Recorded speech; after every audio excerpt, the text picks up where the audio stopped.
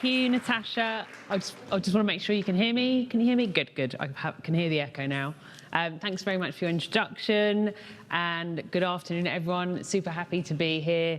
I will be talking about measuring diversity, understanding and evaluating inclusivity. And I think that from my feedback from Natasha today has been that there's been a lot of questions around this. So I'm really interested to dive a little bit deeper. This is me. Natasha gave me the enviable task of making data and analytics really exciting and humorous. So I thought I'd start with my Barbie avatar. So this is me. I'm the EMEA Central Sourcing Leader at Amazon Web Services. I have about 20 years of TA experience. I've worked in Singapore, the UAE, in the Middle East. I've been within agency, RPO, and spent the last 12 years within in-house recruiting. I've spent 3 years at Amazon. I have, previous to being the EMEA Central Sourcing Leader, I ran our ID&E hiring. Amazon leads with inclusivity rather than diversity, because if we are inclusive, then everything else will follow on. So what am I going to talk about today? Okay, so very simply, why? Why do we measure diversity? How? I think the how is something that there's lots of different ways, and there's no silver bullet, right? Method. There's also many different ways you can measure diversity, and I think that nicely ties into all the different challenges that can bring up. And then finally, just some key takeaways on what you can take away and do with your own organisations once you leave here today.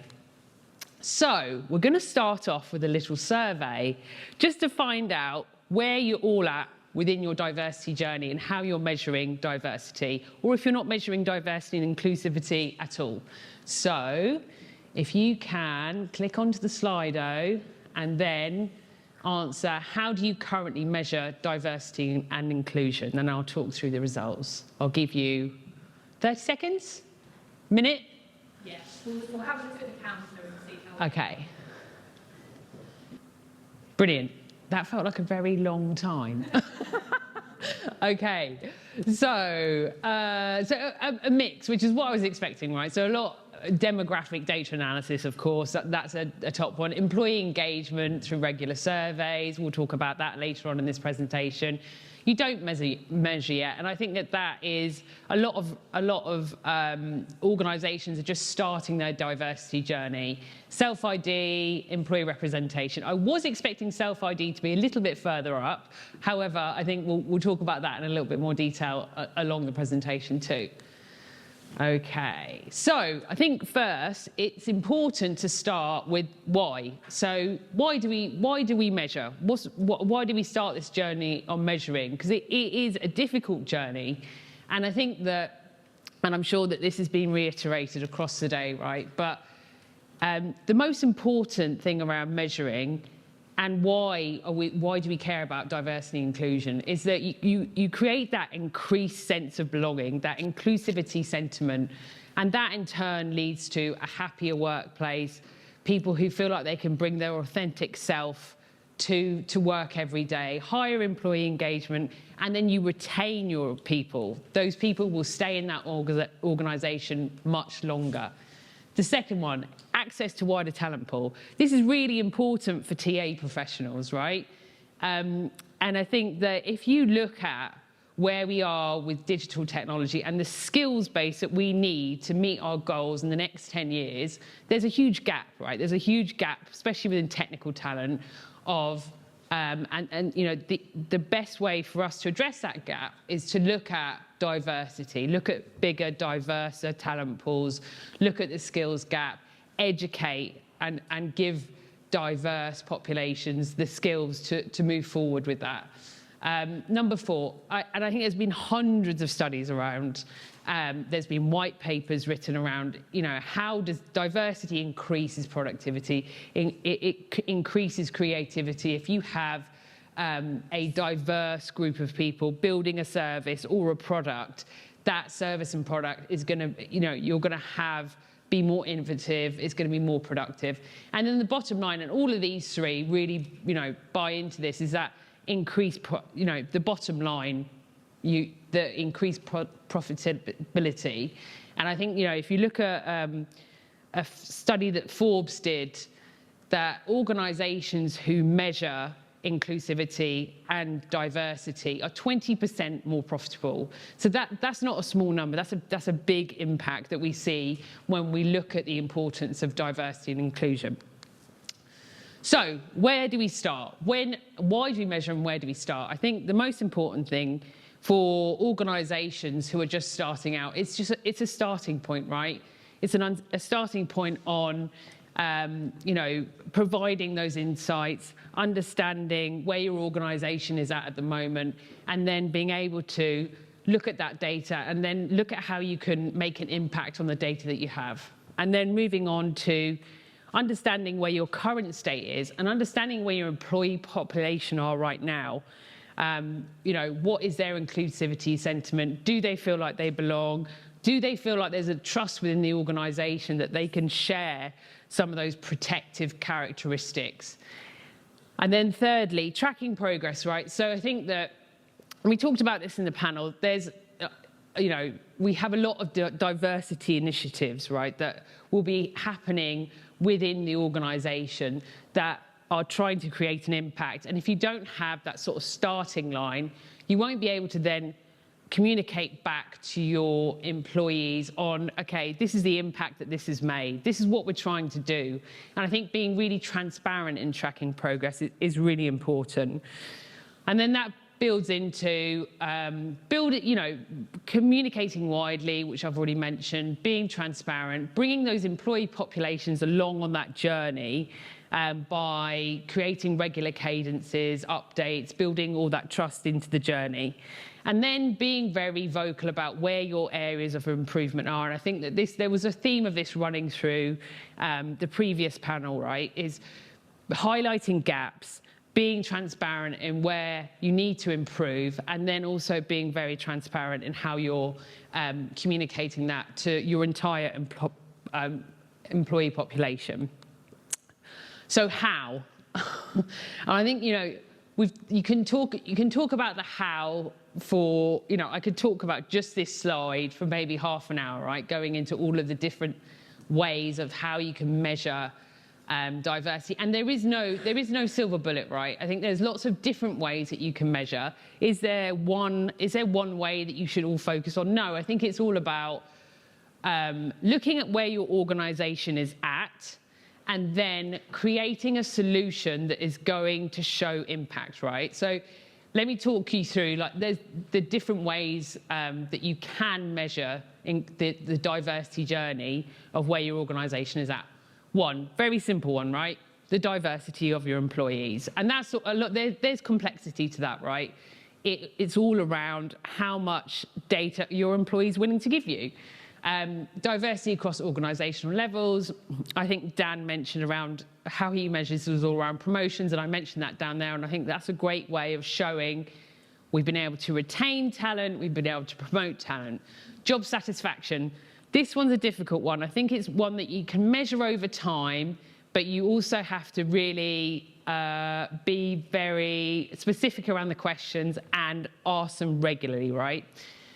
Inclusion sentiment. Once again, this is all around, does your employee population feel like they belong? Can they bring their authentic self to work?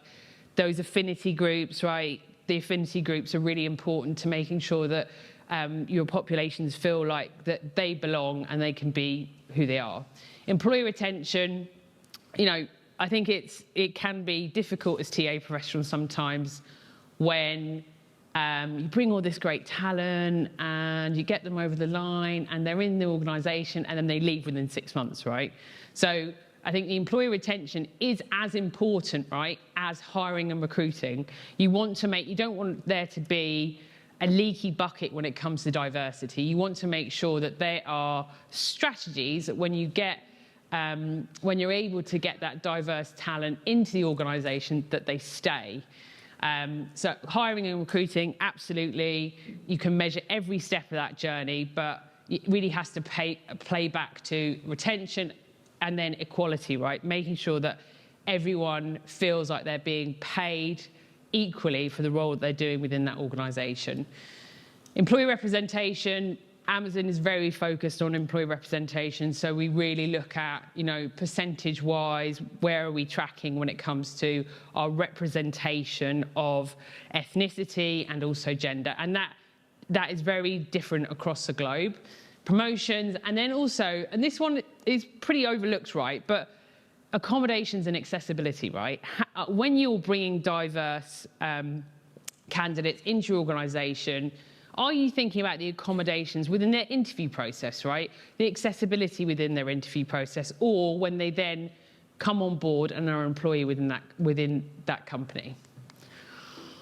Okay, methods. So I think we always start with surveys. Surveys is a really easy one, and I think they have to be really smart surveys. Now, so to give you an example, this is widely you can dig into this, but Amazon, every morning at Amazon, you'll get a connection survey. So you'll get a random question. It could be anything to do with your employee life cycle. A lot of it is focused on belonging, inclusivity, and diversity. But I think you can argue, when should I look at surveys? How can I make them smart? How can you make the surveys something that the employees want to engage with, right? And I think that really comes back to, as I mentioned before, building trust around what is going to be, how's that data going to be used, right? How confidential is that data? Can I really give my real opinion on what I think about this and this? Or am I able to divulge a protected characteristic about me? Do I feel comfortable with that?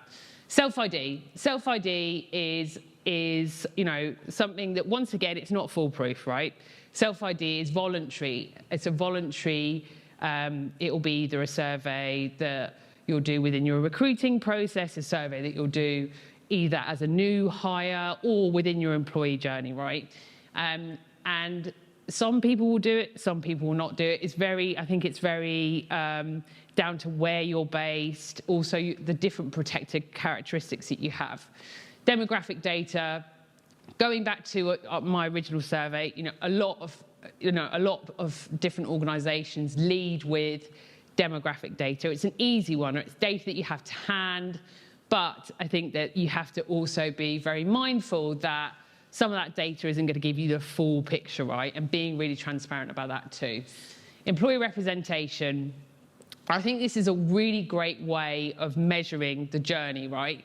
So starting at A and then, measuring that representation, either percentage increase or decrease in hiring, promotions, attrition, leadership. It's a really easy starting point, but once again, you have to be really mindful of the data that you're using and making sure that that you're putting good data in and you're getting good data out. And then diversity initiatives, and I've talked about this previously, but when you are doing big diversity initiatives and you're putting budget within that, it's really then measuring the impact, measuring the starting point, then being really transparent with your organisation and measuring where you're at, where you started, where you're at, and what was the impact. Okay, I've put a little cartoon because measuring diversity is really hard. And once again, it's also around, it's not foolproof, and it's all around the data that you put in versus the data that you get out. And I think it's really important to be very kind of consultative in that process with your business stakeholders. So really asking yourselves the question, okay, what's important now? Is gender diversity really important to your organisation? Is it, measuring ethnicity? And then also really asking the question, not just of yourselves, but all of the stakeholders around you, what does good look like? Where do we want to get to? And then the third point, looking at the accuracy, right?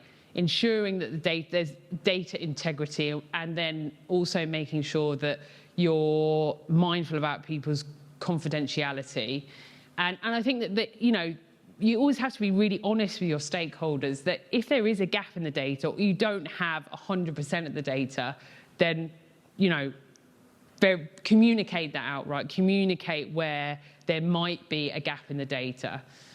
Bias in data collection. I think this is a really important one, and it's probably fairly overlooked, right? It's when you're having, if you have a big sort of data collection or you've done a big survey, don't let it just be one or two people that is then looking at the survey design or looking at the results. Have a big, diverse group of people who are involved in that process. Get lots of people involved in that process. And I know intersectionality was talked about earlier on today, and I think that also it's a really difficult one around how do you recognise individuals who hold multiple marginalised identities. And I think it's all about building trust, right? And then also building the right ways of analysing that data so that people feel that I think it's all around the employees feeling that they can trust to divulge that data and that it's not going to be used in a way that is going to breach their confidentiality. Self-ID, once again, it's not foolproof, it's all voluntary, and it can be difficult. And once again, data privacy and intersectionality can also make self-ID quite difficult and challenging sometimes. And then, making sure that, once you have all that data right, is that you're presenting the meaningful data. You're giving all the context, right? You're giving all the context where there might be gaps. You're giving the context of what's behind those numbers so that the employees feel like, I'm starting to trust. They're building that trust, and then they will divulge more, and you'll have more data around what that inclusivity and diversity journey looks like. So, key takeaways, and I think that I've echoed a lot of this already throughout, but set really clear objectives, especially with your stakeholders, right? I think I've had many stakeholders come to me and they have the best of intentions, but have really lofty, big goals. And I think it's our, as ID&E professionals, DE&I, and TA professionals, it's really important that we are very transparent about what can be achieved and then really break those goals down. And then secondly, evaluate, and communicate, right? So I think constantly ask yourself the question around the data. What does my stakeholders want to see? What does my employee population want to see? And then continually assess if you're actually meeting them where they're at, right? And making sure that, okay, if you're not getting the data that you thought you were going to get, you're not seeing the percentage increases that you thought you were going to see, communicating that, being really honest and transparent about it. Defining goals, so really interlinks with setting objectives, defining goals, being really realistic. I think I've had examples of where our chief of people wanted to move to like a 50-50 gender split within a year, right? And I think it really falls on TA to make that happen. And you can't do the impossible, right? So I think you have to really be quite realistic about those goals. I think you also have to be quite empathetic to yourselves and the people around you, people partners around you, and understand that progress takes a lot of time, and we're still going through that journey now, right? Be transparent, lead inclusively. I've said that throughout. Involve lots of diverse stakeholders. Make sure that make sure you're creating affinity groups. Make sure you're leading through them. Make sure that it's not just it doesn't just fall on TA or the people partners. It's a whole organisational strategy. And then finally, when you are going to your employee population and you're presenting all of that data that you've managed to collect, make it really meaningful, give the broader context, be transparent, and make sure you're taking them along on the journey with you. That's me. Questions? Thank you.